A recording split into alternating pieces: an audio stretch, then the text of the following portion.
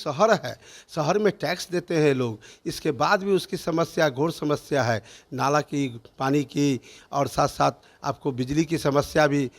15 वर्षों की अवस्था से ही मैं समाज के सेवा में, मैं आरएसएस के स्वयंसेवक रहा, मुख्य शिक्षक रहे कई वर्षों तक सूरी हाई स्कूल का।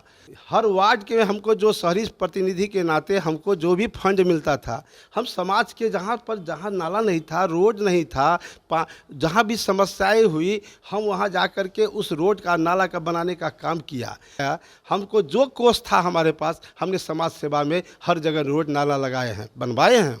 इसीलिए हम उम्मीदवारी के लिए सोच रहे हैं कि मैं एक बार अगर मेयर पद पर, इसलिए कि मैं विधायक तो नहीं बना, जब विधायक नहीं बने तो हम आपको सेवा करने के लिए हमेशा आपके साथ रहे हैं। बहुत कई मुद्दा पर संघर्ष किए। 87 के बाढ़ में हम लोग पूरे क्षेत्रों में, बाढ़ में हम घूम करके घर घर से, माँ बहन से रोटी मांग मांग के लोगों को खिलाने का काम किए हैं। इसके साथ साथ है जैसे कि कोई पार्क नहीं मधुबनी में है, या फिर शौचालय की बात करें तो सबसे ज़्यादा दिक्कत शौचालय का होता है। पूरे मधुबनी बाज़ार में कहीं भी शौचालय नहीं है। तो क्या आप जनता को आश्वासन देते हैं कि अगर आप बनते हैं तो इन सब चीज़ों पे काम होने वाला है? देखिए, मधुबनी में हर चौक चौराहे पर जो भी बिजनेस करते हैं सभी व्यवसायी हमको जानते हैं। हम शुरू से लड़ रहे हैं कि वार्डों के अंदर में और जहाँ भी मेन मंडी है, सब्जी का हो, चाहे जो भी हो, चाहे सराफा का हो, चाहे किराना का हो, सब जगह चौक चौराहा पर एक एक सुलभ शौचालय, बाथरूम का निर्माण होना चाहिए। उस लीज के तहत हम बस स्टैंड बनाएंगे। बस स्टैंड उस मॉडल का बना के दिखाएंगे जो मद्रास में, कभी कन्याकुमारी, रामेश्वरम, कोई कहीं भी गए होंगे तो आप लोगों ने देखे हैं, रात्रि भर वहाँ पर बैठे रहिएगा आप, इतना सुंदर स्वर्ग लगता है वो बस स्टैंड। और यहाँ का बस स्टैंड, यहाँ के बस स्टैंड में जाइएगा तो कीचड़ ही कीचड़ है, किधर से चलना है, किधर से जाना है। नमस्कार, मेरा नाम नेहा झा है और आप देख रहे हैं फ्रंटलाइन 24। अभी हमारे साथ साक्षात्कार में विष्णु राउत जी साथ में हैं। आपको बता दें कि मधुबनी से मेयर के कैंडिडेट, भावी प्रत्याशी हैं। हम इनसे बात करते हैं और जानते हैं कि अपना जो उम्मीदवारी दे रहे हैं, क्या सोचकर इन्होंने अपनी उम्मीदवारी दी है, क्या सब इनको लग रहा है कि मधुबनी नगर निगम में समस्या है, क्योंकि पहली बार नगर निगम बना है और ज़रूर कुछ ना कुछ समस्या देखे होंगे और ज़रूर कुछ ना कुछ इनका विज़न होगा उम्मीदवारी देने का। तो बात करते हैं इनसे और जानते हैं कि इनका क्या कहना है। बहुत बहुत स्वागत है आपका हमारे चैनल में। इस चैनल को मैं सबसे पहले बहुत बहुत धन्यवाद देता हूँ, जो इन्होंने यहाँ आकर के हमारा जो समाज के लिए जो पूछना है उसके लिए बैठे हैं। जी, काफ़ी दिनों से आप समाज सेवा से भी जुड़े हुए हैं, काफ़ी सालों से आप देख रहे होंगे मधुबनी की स्थिति। क्या लग रहा है आपको कि सबसे ज़्यादा आपको क्या लग रहा है, क्या सब समस्याएं देख रहे हैं मधुबनी नगर निगम में? ऐसा है कि मैं तो 35 वर्षों से समाज के सेवा में राजनीति करते आया हूँ। इस बीच में जो भी समस्या हम देखे हैं शहर के अंदर में, जो पानी की घोर समस्या है कि पानी का जमाव रहता है, नाला नहीं रहने के कारण पानी का जमाव रहता है, साथ साथ रोड नहीं है। हर वार्ड के अंदर में, गली कुची में, जितना अभी हम देखे हैं महाराजगंज के साइड में भी, इधर में गुड्डीगाछी साइड में, कहीं भी रोड नहीं बना हुआ है, नाला नहीं अभी तक बना है, जबकि शहर है, शहर में टैक्स देते हैं लोग, इसके बाद भी उसकी समस्या घोर समस्या है, नाला की, पानी की और साथ साथ आपको बिजली की समस्या भी बहुत पहले से थोड़ा अपेक्षा थोड़ा बढ़िया हुआ है, लेकिन उसको और सुधार करना पड़ा है। लेकिन वार्ड के अंदर में बिजली भी नहीं है, कई वार्डों में लाइन नहीं गया है अभी तक। ये समस्या सब बहुत देखने को मिल रहा है। जी, आप जब अपना उम्मीदवारी दे रहे हैं तो क्या आपको क्या सोचकर, ऐसा क्या आपका विज़न है जो आपने सोचा कि नहीं, मुझे भी उम्मीदवारी देना चाहिए और मुझे भी कुछ काम जो है वो मधुबनी नगर निगम के लिए करना चाहिए? देखिए, ऐसे मैं 15 वर्षों की अवस्था से ही मैं समाज के सेवा में, मैं आरएसएस के स्वयंसेवक रहा, मुख्य शिक्षक रहे कई वर्षों तक सूरी हाई स्कूल का। और उसी के क्रम में हमें ऐसा लगा कि समाज में सेवा करना चाहिए। उसके लिए मैं किसी पार्टी से बिलोंग कर गया, जो भारतीय जनता पार्टी से मैं यहाँ के नगर अध्यक्ष के रूप में 4 वर्षों तक हम काम किए। जब हम काज कर रहे थे उस समय सारी समस्या को भी देख रहे थे, लेकिन हमको हमारे मन में आया कि एक बार टिकट हमको मिल जाता तो मैं यहाँ की समस्या और जनता की समस्या को दूर करते, लेकिन ऐसा नहीं हुआ।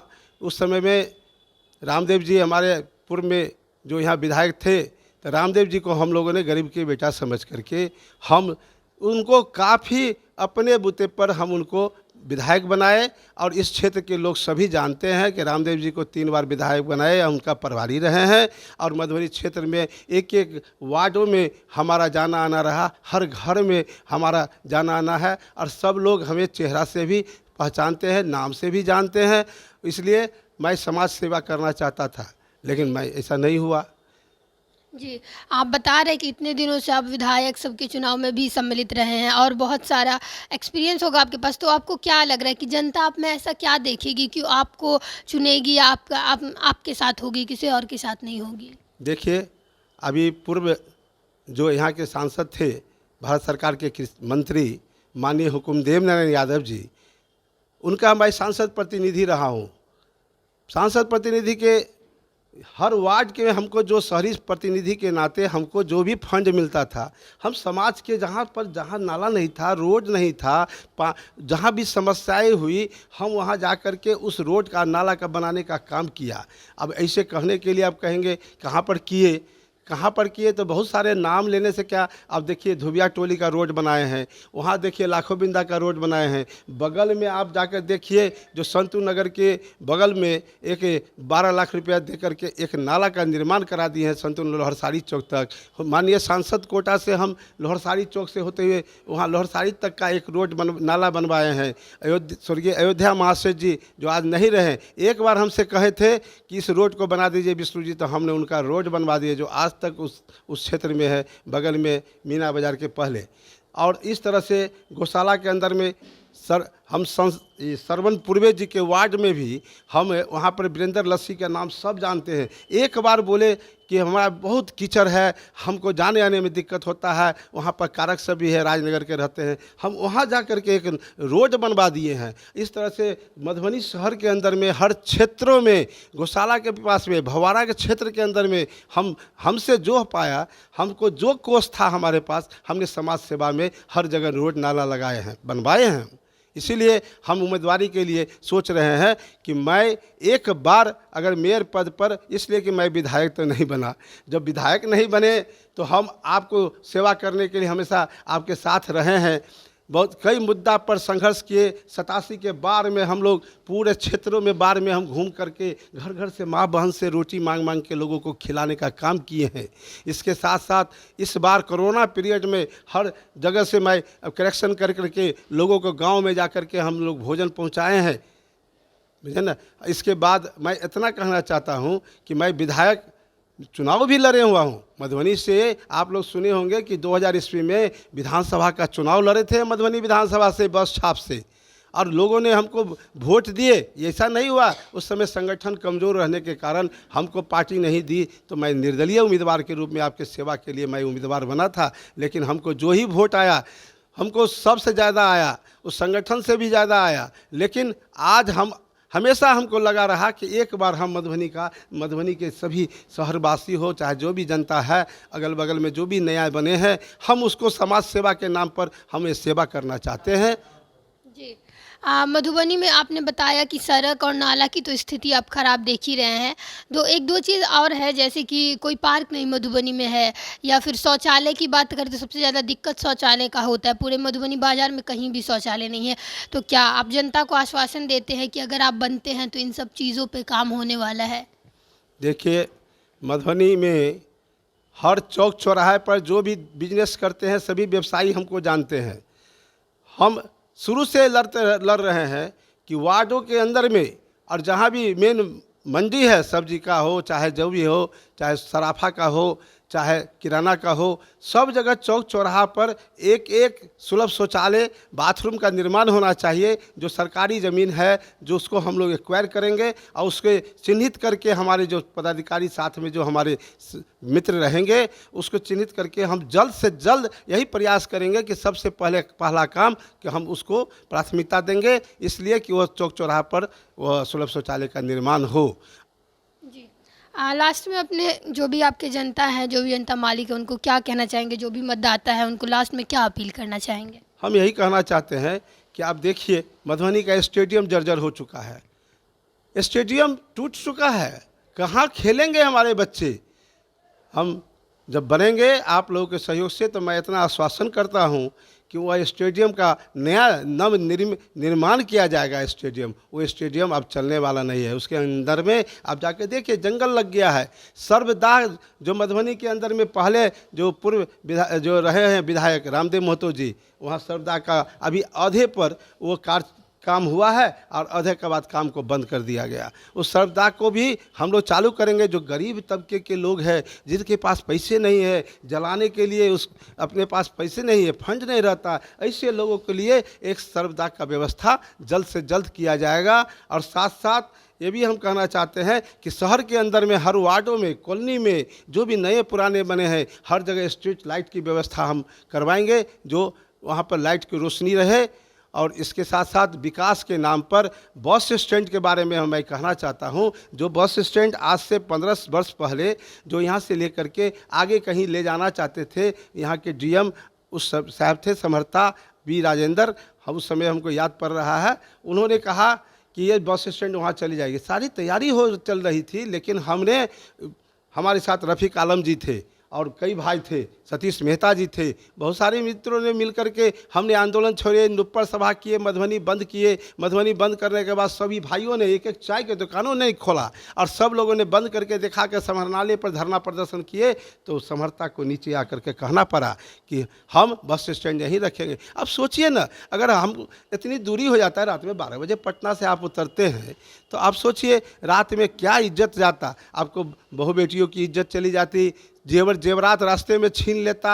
आज हम लोग 15 वर्ष से तो कम से कम सुरक्षित है, लेकिन हमारा आज से पूर्व में जो भी बने हैं, लेकिन वो लोगों ने जो चेयरमैन बने उस पर ध्यान नहीं दिया है। आज नगर पालिका के अगर हम लोग चिन्हित करेंगे कोई ज़मीन पर, चाहे कहीं भी हो, चाहे हम लोग महाराज से बात करेंगे, दरभंगा महाराज से, उसको हम लोग ज़मीन को लीज बनाएंगे और उस लीज के तहत हम बस स्टैंड बनाएंगे। बस स्टैंड उस मॉडल का बना के दिखाएंगे जो मद्रास में कभी कन्याकुमारी, रामेश्वरम कोई कहीं भी गए होंगे तो आप लोगों ने देखे हैं, रात्रि भर वहाँ पर बैठे रहिएगा आप, इतना सुंदर स्वर्ग लगता है वो बस स्टैंड। और यहाँ का बस स्टैंड, यहाँ के बस स्टैंड में जाइएगा तो कीचड़ ही कीचड़ है, किधर से चलना है, किधर से जाना है, सब चीज़ सोचना पड़ता है। इसलिए मैं इस बस स्टैंड का ही मद्रास मॉडल पर बनाऊंगा। ये मैं जनता को आश्वासन देता हूँ। इस बहुत सारे काम है जो मधुबनी में कि बताए हैं कि नाला नहीं है तो रोड नहीं है, कि कचरा है का भरमार है, उस सब को हम लोगों को बैठ करके उसका यंत्र सब ऐसा लगाएंगे जिससे सफाया होगा।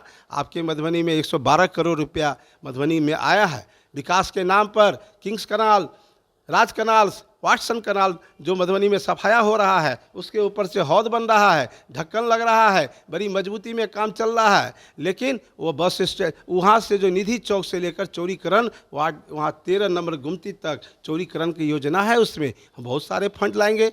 विकास से नगर विकास मंत्री से मांग करके लाएंगे हम लोग कि हमारे शहर का विकास कैसे होगा।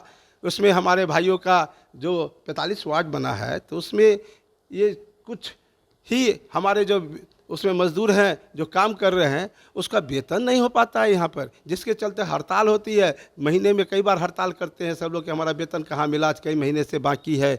उसके लिए भी हमको ध्यान देना पड़ेगा। उस गरीब की जो रोटी है, उसका हम रोटी को निहार को छीन नहीं सकते हैं। हम उसको रोटी देंगे, चाहे जहाँ से भी होगा हम उसका काम को करेंगे।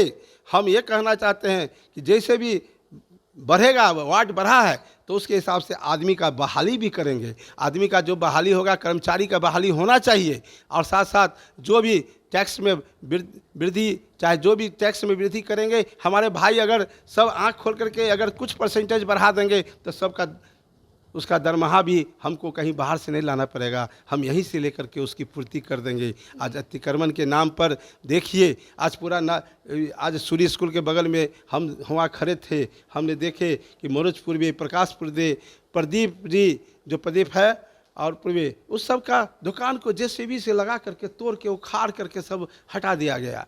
अरे सोचना चाहिए था ना कि उसके बाल बच्चे क्या खाएंगे, क्या करेंगे। उनका बाल बच्चा का रोजी रोटी हम छीन रहे हैं, उसके लिए पहले हमको व्यवस्था करनी चाहिए था, उसके लिए नहीं किए हम और उसका उखाड़ दिए दुकान। वो कहाँ से भोजन करेंगे, उसके बाल बच्चे कैसे जिएंगे, उस पर कोई विचार नहीं है। प्रशासन आया और सब उखाड़ दिया और सब उखाड़ के चले गए। हम यही कहना चाहते हैं कि हम जहाँ भी योजना करेंगे हम आप सबको सूचना करेंगे, सेट बनवाएंगे शहर के अंदर में, रिक्शा चालकों के लिए सेट बनाएंगे, यात्रियों के लिए रात्रि में सेट बनाएंगे, रात्रि में हम उनके लिए भोजन का व्यवस्था करवाएंगे एक, और सस्ते दामों पर, चाहे वह जो हमारे जो योजना है कि सस्ते दामों पर सस्ती रोटी सब्जी चाहे जो भी चीज़ होगा उसका भी भोजन का व्यवस्था हम अपने अपने वार्डों में 3-4 जगह ऐसा ऐसा खुलवा देंगे जो गरीब कभी भूखे नहीं रखेंगे, रिक्शा चालक भूखे नहीं रहेंगे। ये हमारा मन में है, लेकिन हम मन में तो रखे हैं आप लोगों का सेवा करें,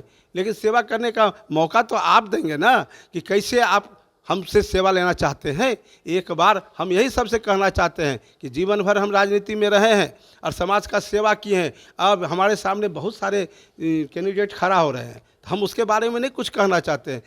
लोकतंत्र है, अपना खड़ा हो रहे हैं, खड़ा होने दीजिए, लेकिन चेहरा तो मिलाइए ना कि कौन आदमी आपके काम लायक है और कौन काम आपके काम कर सकता है। ऐसे व्यक्ति को आप चुनाव कीजिए और उसको लाइए। धन्यवाद समय देने के लिए।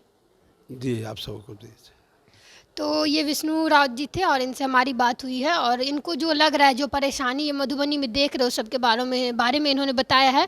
और बहुत सारी चीज़ें हैं, बहुत सारा इनका मुद्दा है जो इनको लग रहा है कि इन सब चीज़ों का सही होना बहुत ज़्यादा ज़रूरी है। और कह रहे हैं अगर एक बार मौका मिलेगा तो ज़रूर मधुबनी में जो भी समस्याएँ ये देख रहे हैं या जो भी, क्योंकि बहुत सालों से रहे हैं समाज सेवा में, तो ज़रूर जो भी इनको परेशानी लगा है वो अपने पॉइंट ऑफ व्यू से बताया है इन्होंने। हम लोग ऐसे ही किसी और नए उम्मीदवार से मिलेंगे और उनका क्या कहना है, किस विज़न के साथ वो उम्मीदवारी दिए हैं, किस सोच के साथ उम्मीदवारी दिए हैं, उसके बारे में बात करेंगे।